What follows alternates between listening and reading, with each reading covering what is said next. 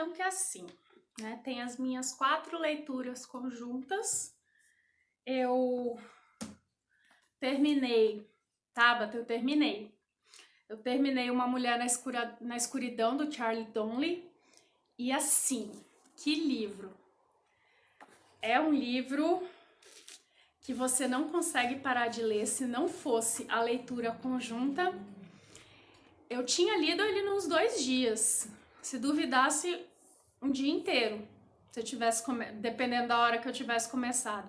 Ele é um livro com uma velocidade assim impressionante. Ele é muito fluido. Ele é mais dinâmico. A história dele é mais dinâmica do que A Garota do Lago. A questão aqui é o seguinte: o vilão, ele é um cara que ele tem um negócio com um tal de barato. O barato dele, ele se pendurar por uma corda de nylon, e enquanto outra pessoa tá pendurada por essa corda de nylon, antes dele se pendurar, essa pessoa já tá pendurada e essa pessoa já tá enforcada. Eu não sei se eu fui clara. Ele bota um sistema de polia e roldanas, né? Ele tá em cima de um banco e essa pessoa tá no chão. Então, eles ficam suspensos. Então, tanto ele quanto a pessoa vão ficar suspensos. Só que ele vai sentir um pouco de enforcamento e ele vai tirar o barato disso. E a pessoa vai se enforcar de fato até ser morta. Ele quase vai ser morto. E essa sensação de quase morte, para ele, é uma sensação maravilhosa. Sabe? Ele chama de barato. E ele mata várias mulheres por causa disso, né? A gente não sabe quem ele é. Isso é apresentado na primeira página.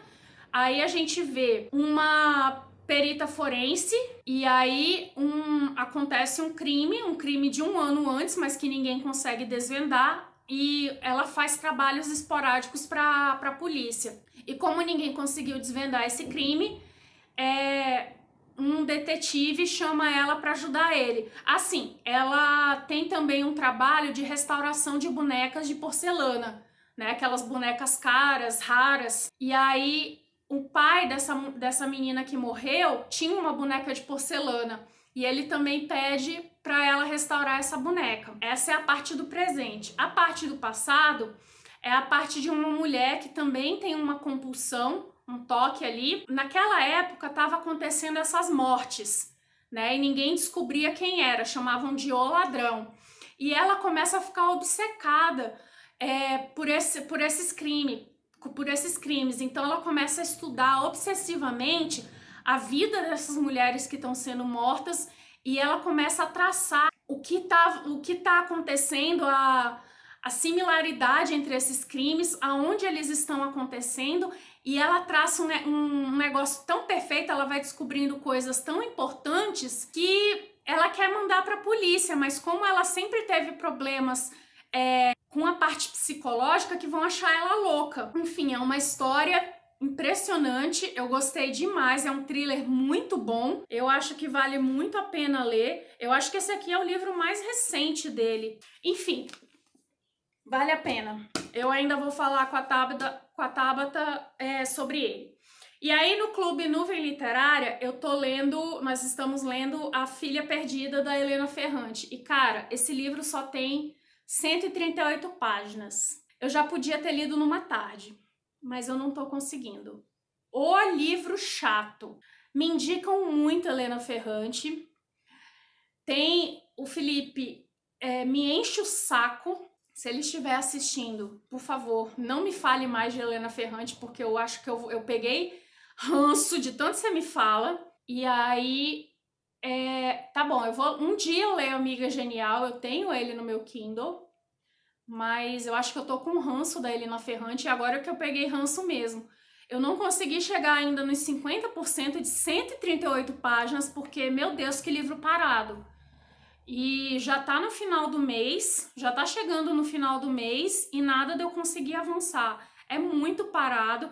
Não é que o problema não seja livro parado, mas não sei. Dizem que não tem nada a ver com a tetralogia napolitana, mas sei lá.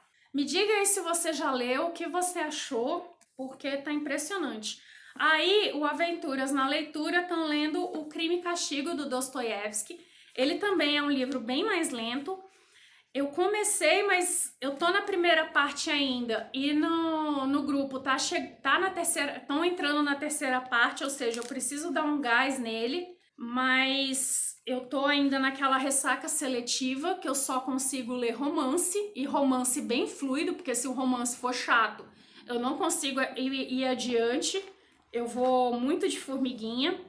Eu tô aqui na página 53. Eu ainda não cheguei na parte 5, para você ter ideia. E eu não... O que tá engraçado é que ele tá junto com os dias das discussões. Tem duas leituras conjuntas que caíram no mesmo dia, no mesmo horário. Eu tenho que parar de entrar em leitura conjunta que nem enlouquecida, sabe? Porque, meu Deus, eu tenho que checar os dias das discussões, principalmente se eu for comprar o livro. E eu tenho que começar a entrar em leitura conjunta de livro que eu já tenho. Pelo menos esse aqui eu já tinha, porque esse livro aqui foi bem caro. Não foi tão caro, mas comparado com livros em promoção, ele foi carinho. Enfim, aqui conta a história do Raskolnikov. Ele mora em São Petersburgo, né? E ele tá liso, muito liso. Então ele subloca um cubículo ali. É quarto e sala e banheiro, claro. Ele tá fugindo da senhoria dele porque ele não tá tendo como pagar o aluguel, ele tá tendo que vender algumas coisas de família, relógios e tal, para poder pagar algumas coisas do aluguel ou partes do aluguel. E aí, até onde eu fui, a irmã dele resolveu casar com um cara nada a ver, um cara super machista, super grosso, super tosco, que não tá nem aí pra ela, pra poder ajudar ele, né? E ele tá em São Petersburgo, porque elas moram no interior, ele tá em São Petersburgo pra estudar direito, só que ele não tá estudando ultimamente, e a mãe dele e a irmã dele não sabem disso. Como esse cara com quem a irmã quer se casar é um cara importante, elas esperam que o cara vá ajudar ele. É aqui onde eu tô. E aí esse aqui é do Lendo com a Nath, que é um Instagram literário, que eu tô lendo A Noiva Fantasma, da Yang Sichu. É Yang Sichu. Eu tenho um vídeo, se você não sabe, eu tenho 2 vídeos que fala sobre pronúncias de nomes de autores. Vou deixar aqui nos cards, parte 1 e parte 2. Aqui é Yang Sichu, que fala lá. E esse livro, eu não sabia nada sobre ele, apenas que fala de uma noiva fantasma. E parece-me que essa história de noiva fantasma acontece ou acontecia mesmo, porque aqui se passa em 1893. Fala da cultura asiática. Aliás, fala bastante de coisas da cultura asiática. É muito legal por causa disso. Eu tenho aprendido bastante coisa aqui. Tem algumas notas de rodapé interessante. E aí, essa questão da noiva fantasma é o seguinte. Algumas mulheres se casam com homens que já morreram para aquietar seus espíritos, homens que foram muito jovens e não se casaram. E aí essa cultura ela tem muita relação com o mundo dos mortos. Essas mulheres são casadas porque tinha muito casamento de conveniência, são casadas com homens mortos. E elas vivem com as famílias desses homens, e se foram famílias ricas, elas vão ter tudo do bom e do melhor, como essas famílias, né? Como se ela fosse uma esposa de um homem vivo, normal. E aqui o que acontece? Temos a Lilan, e ela vem de uma família que já teve posses, né? Hoje eles estão praticamente falidos, porque o pai, ela é órfã de mãe. Depois que a mãe morreu, o pai ficou muito mal, não quer mais saber de viver praticamente, então eles foram perdendo tudo ao longo dos anos. O pai vive de fumar ópio, né? Porque naquela época fumar ópio era uma coisa comum, mas não no esquema que o pai fuma. O pai dela fuma bastante ópio. E aí um dia o pai chega com a proposta de que ela case com um fantasma. E aí ela se nega, né? Porque na cabeça dela, como ela cresceu num lar em que os pais se amavam, ela também ia casar por amor. E aí e o pai, como ela não teve aquela educação materna, ela não teve também ela foi criada por uma ama, né? Por uma governanta. A governanta fez o que pôde para dar uma educação de mulher para ela, mas ela não tem aquela educação formal. E o pai não proveu isso, também não foi atrás de um pretendente para ela. Ela se viu numa idade de casar já sem nenhum pretendente à vista. E aí ele, preocupado que seria do futuro dela, viu essa oportunidade dela casar com um fantasma de uma família muito rica e falou com ela. Só que sem obrigar ela, mas ele jogou essa pra ela, pra ver o que ela decidiria. E aí ela foi conhecer a família desse fantasma aí e foi descobrindo aos poucos, né? Foi conhecendo aos poucos essa família. E esse fantasma começa a visitar ela em sonhos. Só que esse fantasma, ele não é muito gente boa. E ela começa a ficar muito perturbada com os sonhos dele, porque ele quer cortejar ela nos sonhos.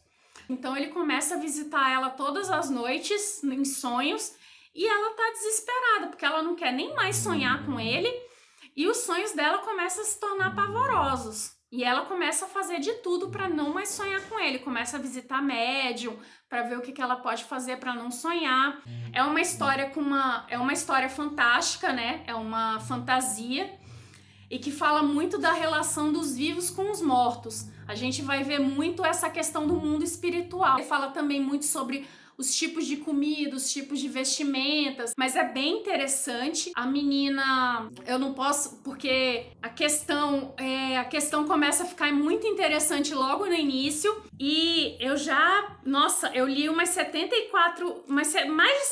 páginas de uma vez, sabe? Só que teve a discussão, hoje é domingo, a primeira discussão foi ontem, mas como eu fiquei um dia sem ler, eu já comecei atrasada, né? Como eu fiquei um dia sem ler, eu não participei da discussão porque eu estava atrasada na leitura e eu não queria pegar spoiler, né? Ou seja, esse mês eu tô péssima para leituras conjuntas.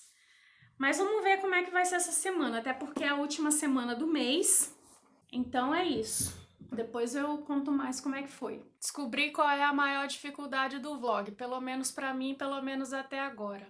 É conseguir vir encerrar eles, porque a gente acaba esquecendo. A gente, né, começa com aquele gás e depois vai deixando. Mas, falando das minhas leituras conjuntas, eu tive 50% de aproveitamento.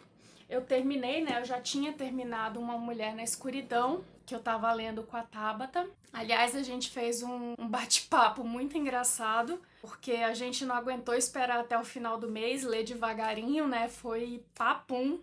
E aí eu terminei também A Noiva Fantasma, que eu praticamente não participei das discussões, porque da primeira vez eu não tinha lido o que precisava, e depois eu esqueci do horário. Então eu cheguei lá já todo mundo se despedindo. Mas é isso, foi uma leitura maravilhosa. Esse livro é muito bom, principalmente para quem...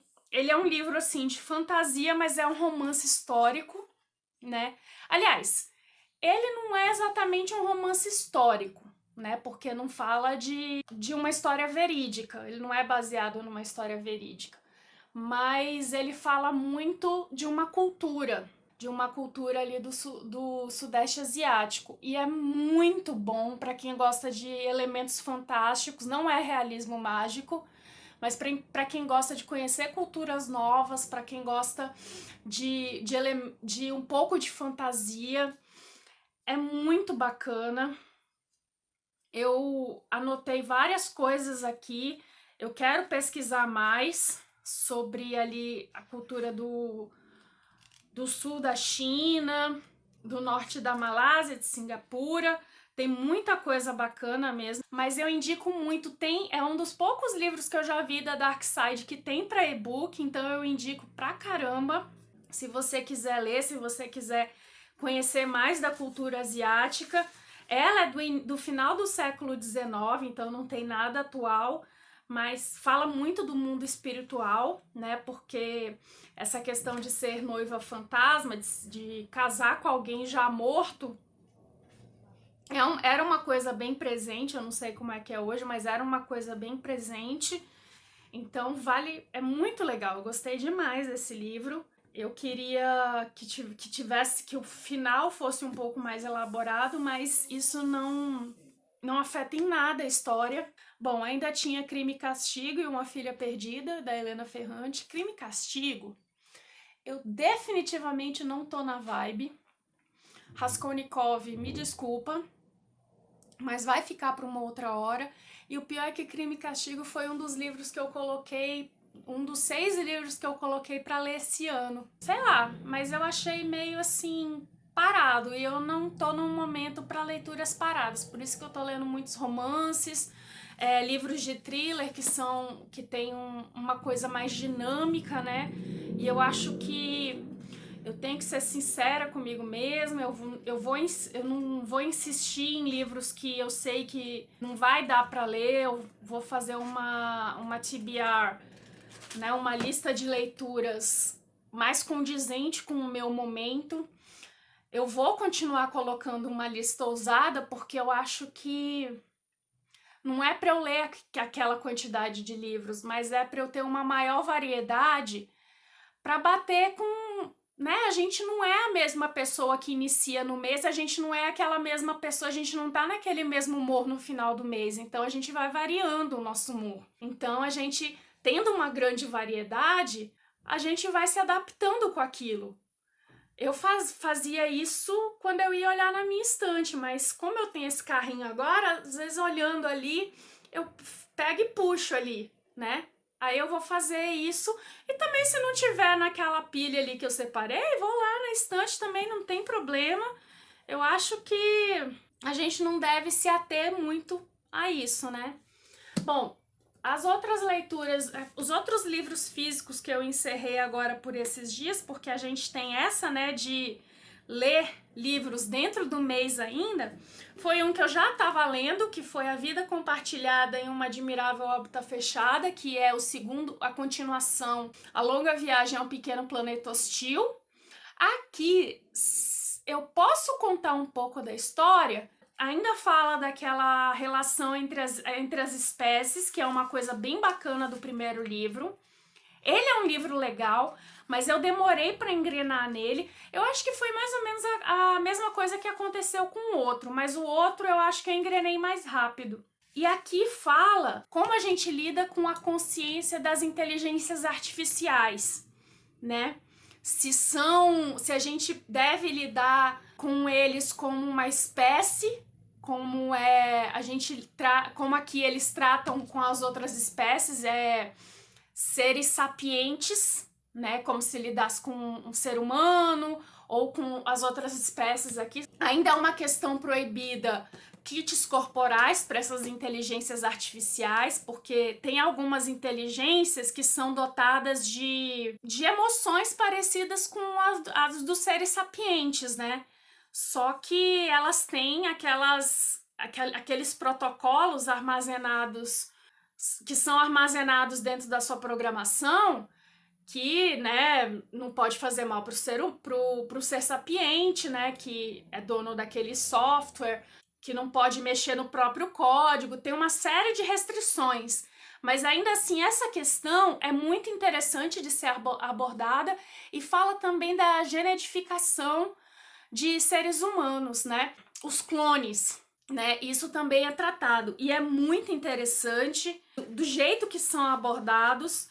Eu achei muito legal esse livro. O primeiro ainda é melhor, né? E você sente falta dos personagens do primeiro. Eu achei que eles fossem aparecer aqui no livro, mas para quem já leu o primeiro, vale a pena sim ler o segundo. É uma leitura interessante, e é uma para quem gosta de ficção científica e até para quem tá entrando nesse mundo de ficção científica. É muito interessante. Esse aqui se passa num planeta, não vai se passar no espaço como o outro, mas é bem interessante mesmo. E aí, para encerrar, eu li num dia mais um da série Os Bridgerton. Esse aqui é para Sir Philip com Amor, da Julia Quinn. É aquela história, né? Eu queria encerrar o mês com mais uma leitura. Esse aqui eu podia ter lido em 2 dias, mas esses livros eu acabo lendo em um dia, porque não é que eu não tinha nada pra fazer. Eu tô tentando editar um vídeo, mas eu tô sem saco, porque o vídeo tá imenso. É o meu vídeo de leituras do mês. Eu tive que fazer uma parte regravada, porque realmente o vídeo, quando eu vi, tava com 50 minutos. Eu tô repensando em como eu vou fazer esses vídeos de leituras do mês quando eu tiver aquelas mais de 20 leituras. Eu acho que eu vou fazer um favoritos do mês, não sei, porque tá demais. Até pra pincelar as leituras tá ficando muito longo, então eu tô com muita preguiça de gravar, de editar aqui. Enfim, aí esse aqui fala da filha com letra E, a Heloise. Ela conhece através de cartas, porque ela, para quem acompanha a série, ela é uma moça que manda muitas cartas. Ela adora escrever cartas para as pessoas, né? Ela adora se corresponder com as pessoas, tanto que é uma característica dela viver com os dedos manchados de tinta. Daí ela começa a se corresponder com um cara que acabou de ficar viúvo. Ela nunca viu ele. Só sabe que ele era casado com uma prima distante dela. Aí eles começam a se corresponder. Eles passam um pouco mais de um ano se correspondendo. Daí ele precisa, como ele tem 2 filhos, ele precisa urgentemente de uma esposa. E como a Heloise já tem 28 anos, ele fala, bom, ela é uma solteirona, ela deve estar desesperada para casar, e eu vou propor ela casamento. A Heloise se choca com aquela proposta assim de supetão, mas ela fica tentada, porque ela acabou de perder a Penélope, a melhor amiga dela, para um casamento com o irmão dela, né? Para um casamento com o irmão da Heloise. Então ela ficou agora meio que sozinha, assim. Agora ela tá uma solteirona total. Antes ela era solteirona junto com a amiga solteirona, mas agora ela tá se sentindo muito sozinha.